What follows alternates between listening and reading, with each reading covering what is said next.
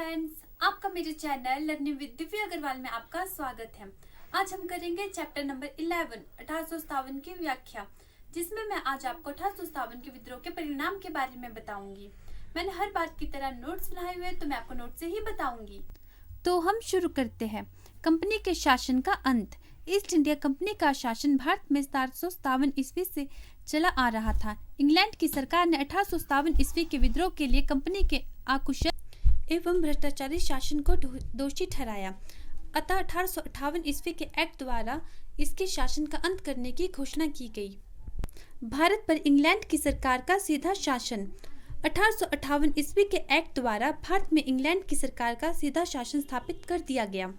भारत का शासन चलाने के लिए भारत मंत्री की नियुक्ति की गई। उनकी सहायता के लिए 15 सदस्यों की एक कौशल स्थापित की गई। भारत मंत्री को प्रतिवर्ष अपने कार्य का ब्यौरा ब्रिटिश संसद के सामने रखने को कहा गया। गवर्नर जनरल की उपाधि में परिवर्तन। भारत में कंपनी के शासन के अंत के साथ ही गवर्नर जनरल की उपाधि में परिवर्तन किया गया। गवर्नर जनरल की उपाधि का स्थान वायसराय की उपाधि ने ले लिया। लॉर्ड कैनिंग भारत का प्रथम वायसराय बना। मुगल तथा पेशवा वंश का अंत। बहादुर शाह जफर द्वितीय मुगल के अंतिम शासक बादशाह था।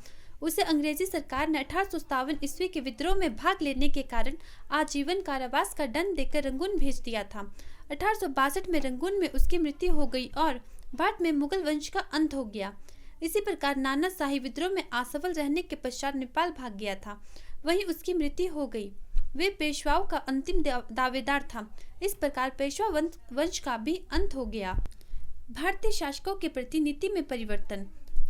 अंग्रेजों ने भारतीयों को ये आश्वासन दिया कि भविष्य में उनके राज्य को कभी अंग्रेजी साम्राज्य में सम्मिलित नहीं किया जाएगा। लैप्स के सिद्धांत का त्याग कर दिया जाएगा। अब भारतीय शासकों को पुत्र गोद लेने तथा उसे अपना उत्तराधिकारी घोषित करने का अधिकार दे दिया गया।